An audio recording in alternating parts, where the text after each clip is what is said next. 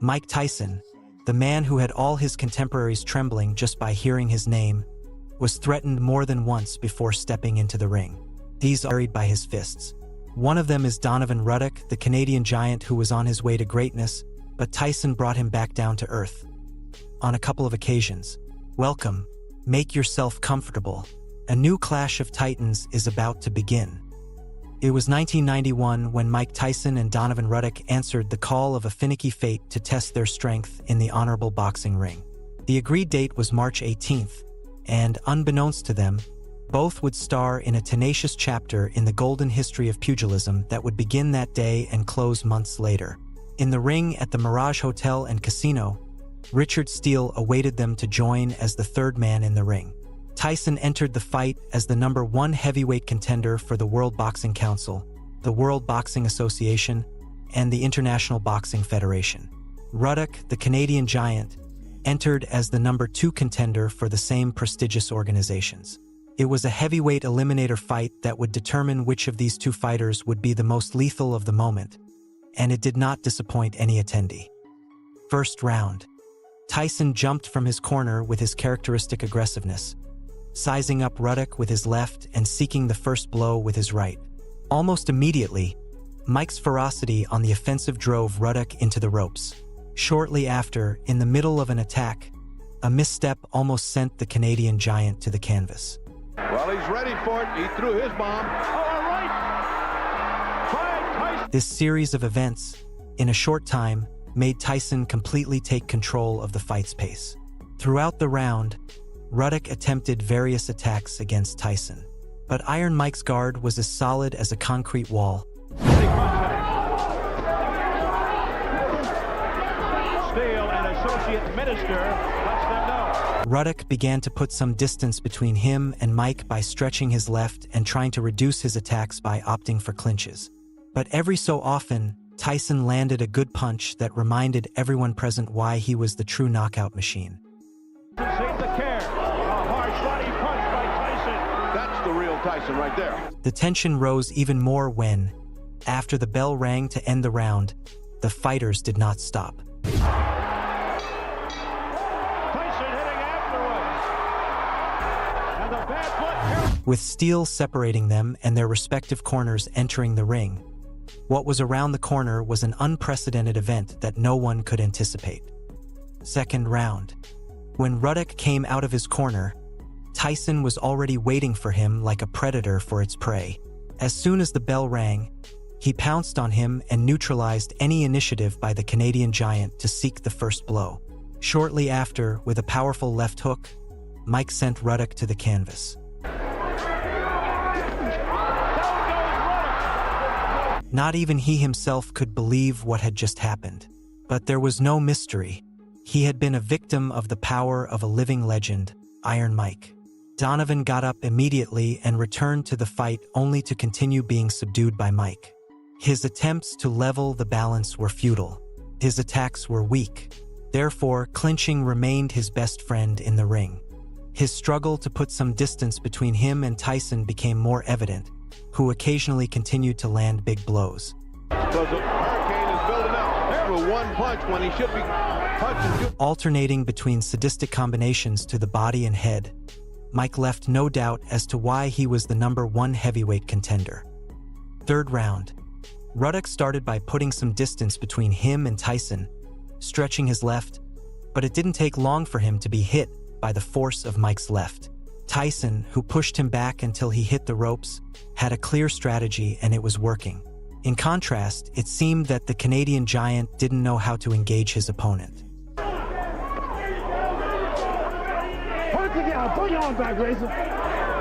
Even in the middle of the clinches Ruddock generated, Tyson delivered accurate body shots that shook his opponent's fighting spirit. His left hand was starring in the match, so it was only a matter of time before the unimaginable happened. Once again, during the last 20 seconds of the round, Ruddock opened his guard while attempting to attack Tyson with sloppy combinations. This sudden change in his stance gave Tyson the opportunity to score another knockdown. With less than 5 seconds remaining, Tyson's lethal left executed a second hook that made the Canadian giant wobble, ending up hitting the canvas on his back. He just doesn't quite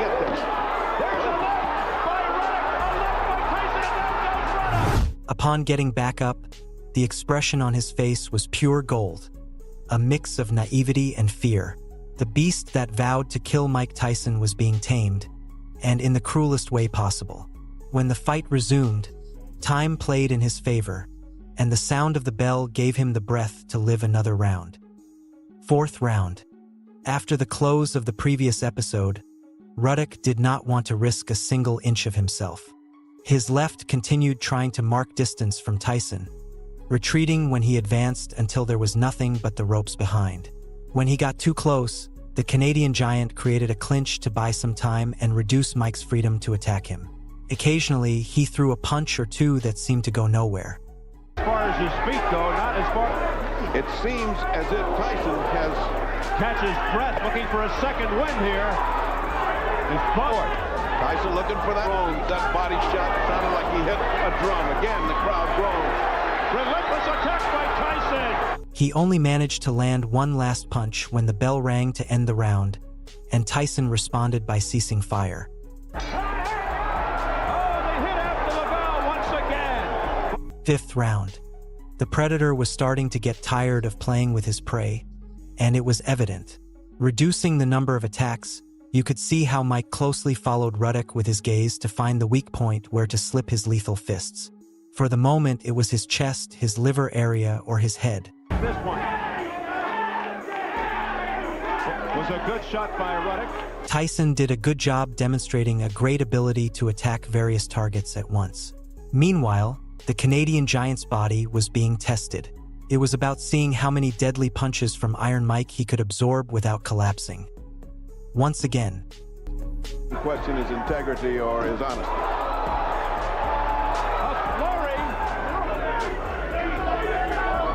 Sixth round. Ruddock backed into the ropes as soon as the round started. Tyson had tamed him, and he wasn't even trying to hide it anymore. Failing most of his attempts to attack, the Canadian giant was subjected to receiving punches 10 times more powerful on any valid corner of his body. At this point, the question was how much longer Donovan Ruddock would be able to withstand Mike Tyson in the ring. And the answer was just around the corner. Continues to stay on his feet. He's been knocked down twice. He's getting chopped down little by little. Whoa, nice right hand. Seventh round. With Tyson dominating the first half of the 7th episode, for some reason Ruddock thought it would be a good idea to lower his guard to counterattack. In the center of the ring, this sudden change in posture gave Tyson the opportunity to unleash heavy artillery. With a couple of body shots, he guided the Canadian giant into his deadly trap, the ropes. Once there, the target was clear. He was going for the head. Steele tried to give Ruddock the chance to defend himself, putting some distance between them. But there was nothing to be done. Mike executed one last combination of punches that left Ruddock's head dancing on his body, unable to resist. Coming back, now Tyson with a big left. Pretty good chin. Yeah, but Ruddock. All that could be seen was left-right until Steele had the mercy Tyson wouldn't show and stopped the fight.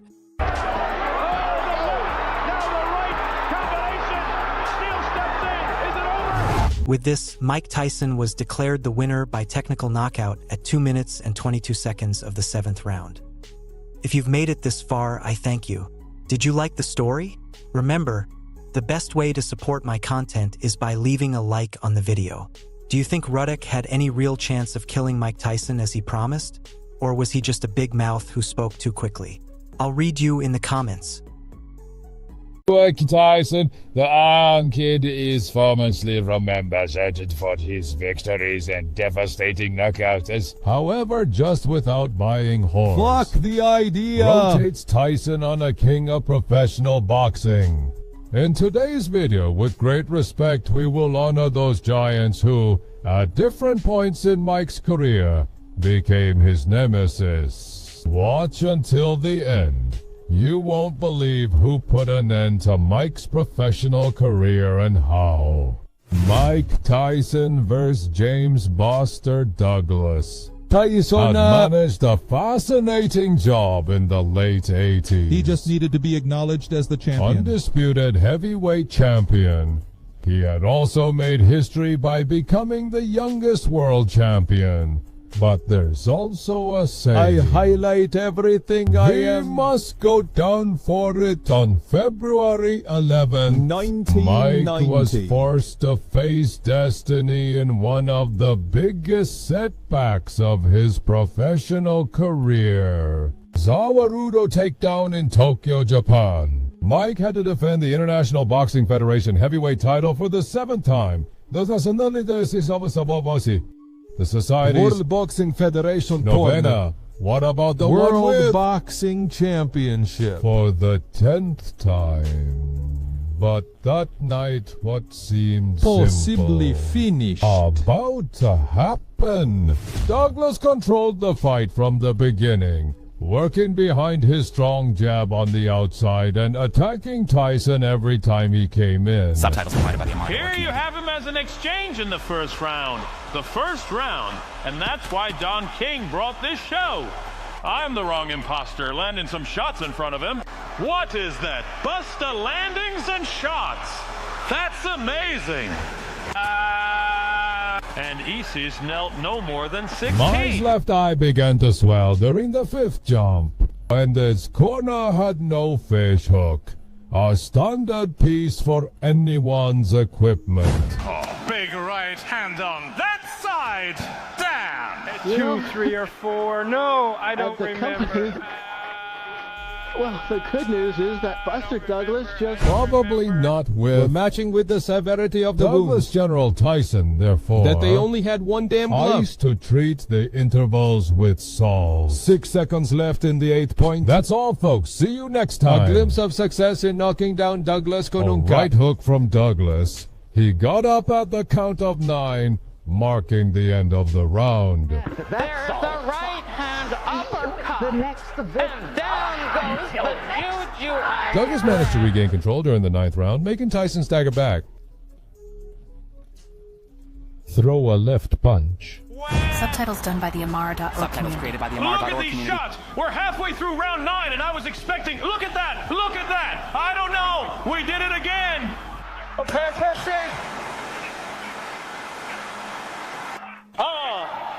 In the 10th episode, The Sorrows strike again, once more with a blow. and from the right, followed by a combination that ended with a left that knocked him down for the first time in his professional career. Greetings. And the shot that will finish things in... Oh, the uppercut. What an uppercut by Douglas. The down goes Tyson. Betrayal, son of Lousy mouth guard and tried to get up, but his legs wouldn't stop shaking. Octavia Marin, the referee. The fight is over. Yes, at exactly. Douglas's brilliant recovery action after the end of the 8th round is said to have been inspired by his mother, who passed away from a stroke on January 18th, 23 days before the fight. Those around him felt a strong determination when Douglas returned to training after the funeral. Mike Tyson versus... Holyfield's Groove. The year is 1996, and Mike Tyson was on the brink of tasting the bitter flavor of defeat in the most ruthless way possible. Loso Technical Coporno. In the end, that was the name under which this fight was promoted. The fans could not wait to see Evander Holyfield and Tyson Sabre ring. The events you are about to witness took place on November 9th in the MJ Ring in Greater Las Vegas, Nevada. It's supposed to be from Dyson. He had to defend Recently won World Boxing Association heavyweight title. After being released from prison on March 25, 1995, Mike regained the title with a technical knockout in the 3rd round against Frank Bruno on March 16, 1996. But things didn't go as planned for him. For Holyfield, the one who opened as a 25-1 underdog, stopped Tyson with a technical knockout at 2 minutes and 23 seconds of the 11th round. Holyfield, who had shown dominance in many scenes earlier in the match. He unleashed a flurry of punches on a dazed and wounded Tyson. It was a big right punch directly to Tyson's head, making him crash into the ropes once again, causing Mitch to Oh, It's Halpern, the king. Marie, I had to hug. To protect him, he ends the fight. The bet's closed at 5-1. A clear indicator that it was a fight full of action. If he doesn't do it in every fight, if he's tired here, it's Tyson, the guy who doesn't think about fights and the Pole's hand, and he is going down. Mike Tyson once again has his lights out against the ropes. Mike Tyson versus abandoned Holyfield dorms. A little less than damage from. Then came the big rematch. The Sound and Fury was the title given to this bout. Just reading about Tyson versus Fury 2 was enough to make the tickets sell like hotcakes. It was the first title defense of the Heavyweight World Boxing Association by Holyfield the Return. It could only be Iron Mike. Mitch Halpern was initially appointed as the third man for the ring. But it was learned that Tyson's co-directors appeared before an emergency meeting of the Nevada State Athletic Commission on December 24th. This is the one in June, to ask for his replacement. What else to comment on? Who would do this to Psychologically, this damage by placing it over the king once again. The commission refused such a use proposal, but the same Halpern resigned that very night. His invitation was passed on to Mills Lanning. The fight took place on June 28th, and what happened in the ring at the MGM Grand in Las Vegas, Nevada, where Tyson lived a real nightmare. He would have no precedence. Ladies and gentlemen, I'll take it knocked out. down in the first round by under. Rejected. Headshot, headshot, police force, police force. That's not true. In the second jump. Mike threw a right hook while Holyfield started to swing. It's a feared left hook when Tyson leaned into the blow and down. Oh. Their heads collided, leaving Tyson with a cut above his right eye. After which he cleaned it up. You had time to inform the authorities. The rig that the cut was caused by a headbutt. Something we didn't see in the first goal. Look towards Bill's side, it's a cut. Goodbye. Mike said, what's up with this goal? What's up with this? After losing the first 2 rounds. Game cards do it. That's Tyson recover for the test. The third round. He landed a couple of good rights on Holyfield before biting off a piece of his ear during a clinch in the last minute. Nice right hand by Mike in the first fight. Holyfield took a step back, jumping in pain. Tyson approached from behind and pushed him against the ropes. Lane immediately stopped the action and deducted 2 points from Tyson. Might try to excuse himself by pointing out the damage in the region. Oh, there's a Stop messing around. Life's been tough. From a punch when the action resumed. No, Jason bit Joe Depp's left ear. Film. It wasn't until the end of the round where Lane noticed the bite marker that disqualified Todd. You know, I thought Mike had his best credit. Subtitles done by the Mars Committee. It was very clear. It's a miracle. After the fight, did Tyson claim the headbutts had been intentional by Holyfield and that his bites were just retaliation. Mike Tyson vs. Lennox Lewis. In 2002, when it was suspected that Tyson's golden era had ended, Lennox Lewis took his turn to finish off the fallen giant. June on the ruins of the Pyramid of Men. In Tennessee, Lewis had to defend the ring heavyweight title for the first time, as well as the council's title. Not even in his wildest dreams. And the International Boxing Federation. The initial conflict. On January 22nd at the press conference for the fight announcement, Tyson attacked Lewis, creating absolute chaos at the venue.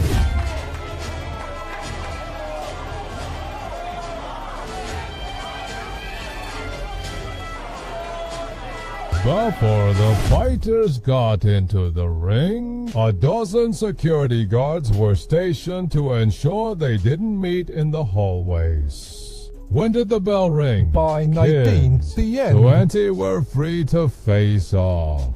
Since the beginning of the fight, Louis succeeded in dominating the beast that Iron Mike represented for the discipline. His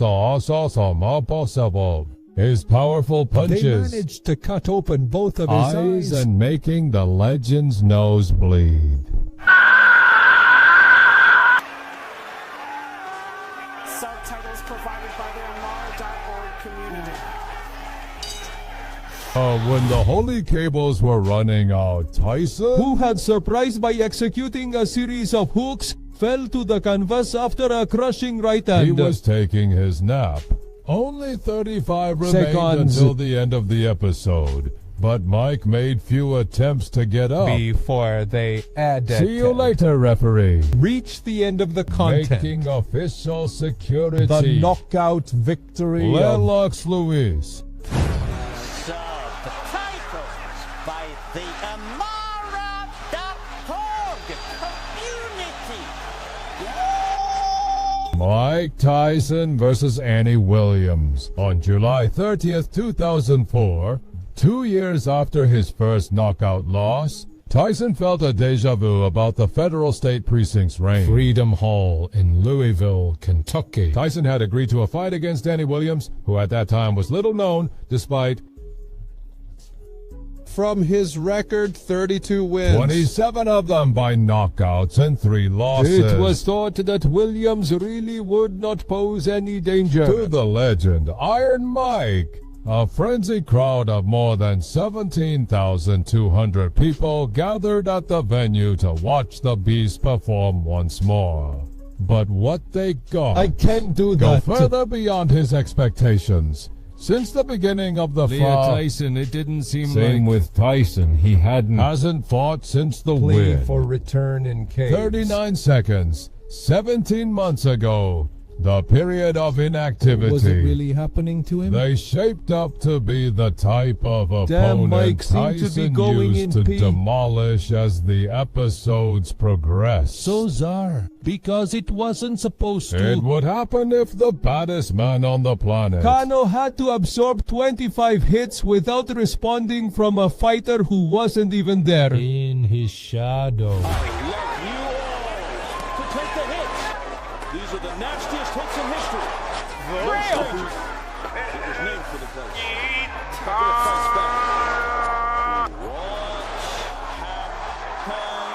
to Tyson? But Williams, who had already won before the fight due to the level of pressure he felt, left. Iron Mike has ruined it. Bloodshed. Stop and turn around. After his victory by knockout at 2 minutes and 51 seconds of the 4th round, the sports press stated that Mike Tyson hit rock bottom. Goodbye. No, there's not. Plug in another one word. To the right, to the back. Like Mike Tyson. Listen, one for the arm and another one for below. You have to try it. That's what I thought.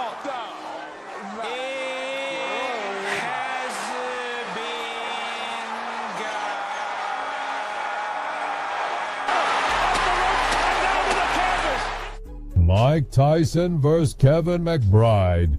Almost a year later, on June 11, 2005, Tyson would accept such a harsh statement from the sports press. In the realm of MCI, Central Washington District of Columbia, he had to face Kevin McBride. It was another average fighter taking his turn to fight against the ghost of the legend, hoping to get his 5 minutes of fame.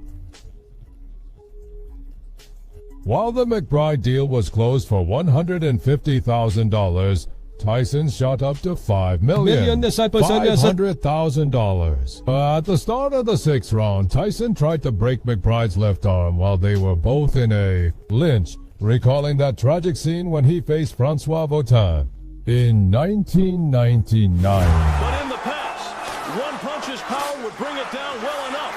It seems he might need jumping on the track with the track. Ice cream staying on the track. Jumping. Then with an intentional headbutt, Tyson opened a cut over Matt Bryant's left eye. The wound needed to be examined by the ringside doctor, while the referee Joey Cortez decided 2 points should have been deducted from Mike for the fall. All of a sudden, whether intentionally or not, that's another question. Just as the bell rang to end the 6th round, Tyson fell backwards against the ropes, but with Cortez considered it a slip. Whoever wins this round, it will be a 10-7 round. Exhausted, the Grenadier Lear and Mike seemed not to want got her. up after a few seconds and Great with slow motion came back. his corner moments later gave up on his stool. Despite his faults, 2 of the 3 judges still had him in the lead on their cards. But after the fight, Tyson claimed he didn't have the guts to stay in the sport. He mentioned that retiring was an act of respect for the discipline as Only that their heart is no longer in the here. fights. On the other hand, McBride claimed that his nipple was bitten by Mike. If you've made it this far, I appreciate it. But remember, there's no better way to support my content by leaving your like on the video. 3, Should 2. Tyson have known when to stop, or is his legacy still intact despite his last encounters? I'm reading in the comments.